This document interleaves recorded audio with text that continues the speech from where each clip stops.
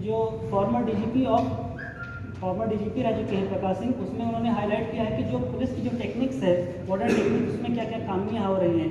जैसे साइंटिफिक फॉरेंस का यूज ना करना एक सबसे बड़ी खामी है। आर्टिकल 4 सेक्शन 14947 जो है अडल्ट्री जजमेंट सुप्रीम कोर्ट का है, पुलिस अभी उससे अनअवेयर है और लगातार केसेस लॉन्च करती जा रही हैं, फाइल करती जाती है। तो पुलिस को इन्हेंस करना पड़ेगा, अपनी नॉलेज अप टू डेट करना पड़ेगा। जो आईपीसी में रिफॉर्म्स हो रहे हैं, जो कॉन्स्टिट्यूशन में रिफॉर्म्स हो रहे हैं, तो पुलिस को उससे अपने नॉलेज को इन्हेंस करना पड़ेगा, डिपेंड करना पड़ेगा। और इसी प्रकार जैसे सेक्शन 377 है होमोसेक्सुअलिटी, वो डिक्रिमिनलाइज हो चुका है, लेकिन पुलिस अभी उससे अनअवेयर है। तो पुलिस को उससे जागरूक होना पड़ेगा कि अभी क्या रिफॉर्म्स चल रहे हुए हैं। तो अभी देखे जा रहे हैं कि बहुत सारे केसेस अभी उसी के लॉन्च किए जा रहे हैं। तो ये सब रिफॉर्म की ज़रूरत है। और इससे अगर ह्यूमन राइट्स नहीं रहेगा तो अभी जैसे हिंसा के विपक्ष में रहे, हमारी जो डेमोक्रेसी की नींव रखी गई है वो इसी मानवाधिकार आयोग की बात, इसी मानवाधिकार की बात करती है। तो मानवाधिकार जिस तरह से आप देखते हैं, मानवाधिकार का आप आवश्यकता इस प्रकार से महसूस कर सकते हैं कि जिस देश में डेमोक्रेसी नहीं, मानवाधिकार नहीं है, उसका हाल सीरिया जैसे हुआ है, पाकिस्तान जैसे हुआ है, जहाँ पर सिविल वार कन्फ्लिक्ट होते रहते हैं आपस में। उसमें ह्यूमन राइट्स इतने दबा दिए गए हैं, न तो उनका इकोनॉमिक डेवलपमेंट हो पा रहा है, न तो सोशल डेवलपमेंट हो पा रहा है, और ना ही किसी प्रकार का और भी वर्ल्ड स्टेज पे या वर्ल्ड फॉर्म में अपना रोल प्ले कर पा रहे हैं। तो मैं मल्टीपल कॉन्सिक्वेंसेस, मल्टीपल इम्प्लीकेशंस जो है, मैं उस पर प्रकाश डालना चाहता हूँ।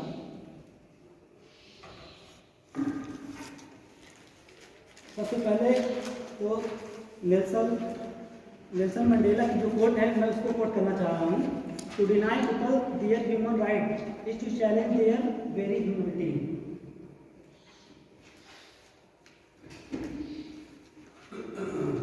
जो ह्यूमन राइट है, ह्यूमन राइट को कोडिफाई पार्ट 3 जो फंडामेंटल राइट है, DPSP directive principle of state policy है, उसमें इसे कोडिफाइड करने की कोशिश की गई है, प्रयास किया गया हुआ है। और इसका आवश्यकता इस प्रकार से महसूस कर सकते हैं कि ये फंडामेंटल राइट भी डिक्लेयर कर दिया गया है जैसे, और हमारा प्रेम्बल जो गाइडेंस ऑफ कॉन्स्टिट्यूशन है वो इस बात को एक्सेप्ट करता है, जैसे इक्वालिटी, लिबर्टी, फ्रेटर्निटी, उसमें ये सब चीज़ें मेंशन है। Right to freedom, equality of liberty, fraternity, right against exploitation. जैसे सबसे पुलिस 24 घंटे ड्यूटी देते हैं, शांति व्यवस्था कायम रखना चाहते हैं, वह लोगों की सुरक्षा करना उनका दायित्व होता है।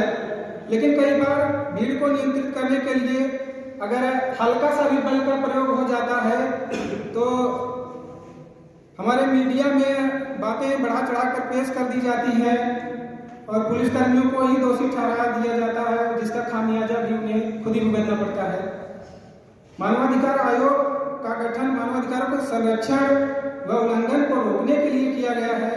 पुलिसकर्मियों ने स्वीकार किया कि पुलिस कभी कभी ज्यादती करती है, लेकिन उसमें भी पुलिस की मजबूरी होती है, क्योंकि कोई भी अपराधी पकड़े जाने के बाद अपना अपराध आसानी से नहीं कबूल करता है, जिसके वजह से पुलिसकर्मियों को कुछ कड़े कदम उठाने पड़ते हैं। इसी के साथ मैं अपनी वाणी को विराम देना चाहूँगा। जय हिंद। मानवा टॉपिक है कि जो डाइसी थोड़ा सा एक ग्रे एरिया हो गया है आजकल, कोई उसके पक्ष में बोलता है, कोई विपक्ष में। मैं भी अपने आप को एक प्रतिभागी समझ कर मैं भी कुछ कहना चाहूँगा, जैसा हूँ मैं भी कुछ बोलना है। तो मानवाधिकार दो शब्दों से बना है, मानव और अधिकार। और देश जो भी है, चाहे वो भारत हो चाहे पाकिस्तान हो, जो भी देश है वो मानव से ही बनता है। अगर हम आप बढ़ जाए तो इस धरती का इसका कोई मतलब नहीं, पेड़, गाड़ी, बिल्डिंग, ज़मीन, इसका कोई औचित्य ही नहीं है अगर यहाँ से आप हटा दें। अधिकार बेसिकली जो हमारे जो अधिकार है जिसके लिए भी है वो मानव के ही है। मानवाधिकार क्यों आवश्यक है, एक्चुअली मैं पक्ष में ही बोलूँगा उसके। मानवाधिकार क्यों आवश्यक है, शुरू से अगर शुरू करूँ, जो जितनी मेरी जानकारी है या जो मेरे हिसाब से जो बातें हैं, आज़ादी में जो हमारे सबसे बड़े नेता थे वो थे गांधी जी। गांधी जी का एक सिद्धांत था अहिंसा। हिंसा नहीं करनी है। क्यों नहीं करनी? हिंसा किसके खिलाफ होगी भाई? आप जानवर के खिलाफ, आप दीवार के, पेड़ के खिलाफ, जमीन के खिलाफ हिंसा नहीं कर रहे हो। जो अहिंसा कंसेप्ट था कि हम एक व्यक्ति दूसरे व्यक्ति के प्रति हिंसा नहीं, अहिंसा नहीं हुई, देश आज़ाद हो गया। उसके बाद भी चीज़ें काफ़ी हद तक शांत रही। जितने भी देश वहाँ पे आदर्शिता क्या कर रही है, तो क्या हम इसको जस्टिफाई कर सकती है?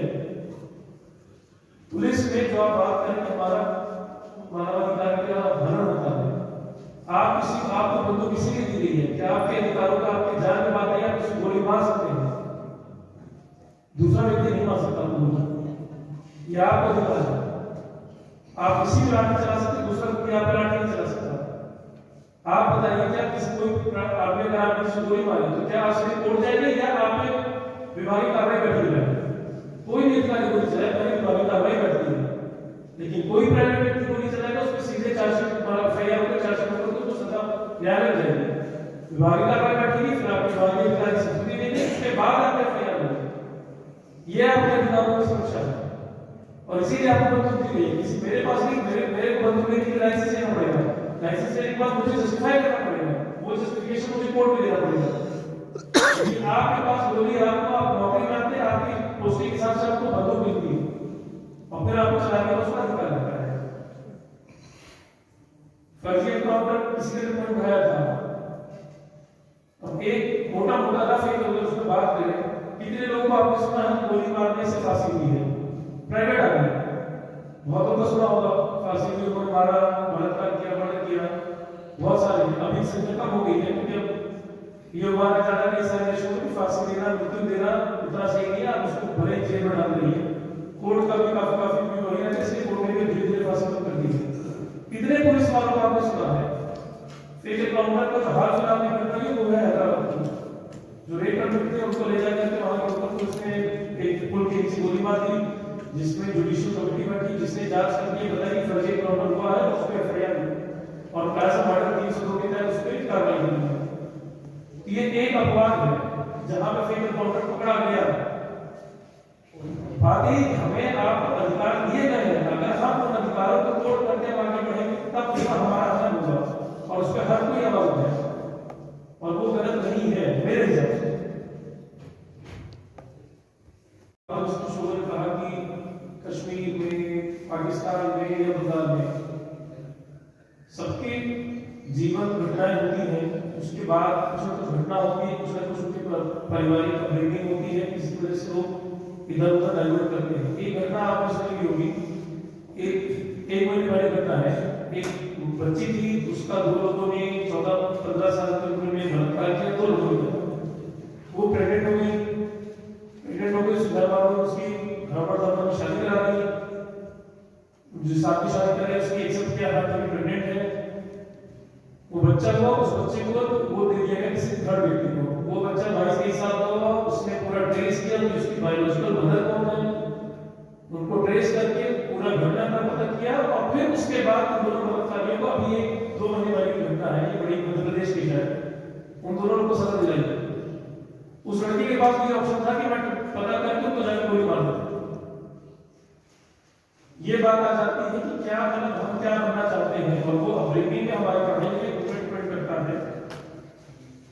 आखिर में बस बात वही है, मतलब बहुत बड़ा क्वेश्चन है ना, सी बात है कि हमारा अल्टीमेटली जो कुछ है वो लोगों से ही हम आप हैं। कसाब जैसे आतंकवादी को डीएम कप्तान मुंबई चाहते मैंने गोली मार दी थी, लेकिन हमारे संविधान में एक नियम कानून है और नियम कानून जो है वो पहले मानव के लिए, जमीन पेड़ पौधे कुत्ता बिल्ली ये सब जो है इसे इनके लिए नहीं बना है, हमारे आपके लिए अधिकार, हमारे आपके लिए संविधान बना है। कसाब को भी 5 साल बाद फांसी सजा हुई, उसको वकील दिया गया, उसको पूरा उसने फांसी सजा होने के बाद उसने अपील की, उसने राष्ट्रपति महोदय के सामने अपना प्रेजेंटेशन किया, तो सब कुछ सीरियस हो गया, उसके बाद ही दिया गया उसको फांसी दी। आखिर में यही कहना चाहता हूँ, मानवाधिकार मेरे हिसाब से जरूरी है। हम आप एक नियम के तहत बने हैं, उन नियम के तहत ही हमें आपको काम करना है और अगर कभी आप नियम को तोड़ना चाहते हैं तो कभी आप ये सोचिए कि आपके परिवार के साथ, आपके परिवार में आपके बच्चे, माँ बाप, भाई बहन, पति पत्नी, बेटा बेटी जिसके साथ भी होना चाहे वही घटना घटती तो आप सोच के देखिए कितनी बड़ी प्रक्रिया होती है। पुलिस में जाना है, FIR कराना, ये करना, चार्जशीट के लिए पूरा करवाना, फिर कोर्ट में उठना, कितनी बड़ी कार्रवाई होती है। वो कार्रवाई करने में आप कुछ बताइए कि आपके सामने लोग आते जेल जाते हैं, कितना हो फिर कप्तान साहब सामने पूरी से सुपंती और सोचिए कितनी बड़ी कार्रवाई की अगर हुआ तो आपको भी सुनना पड़ेगा। वो लक्ष्य नहीं है बस हम आपके खड़े इंसान है, उसके बाद सारी चीजें हैं।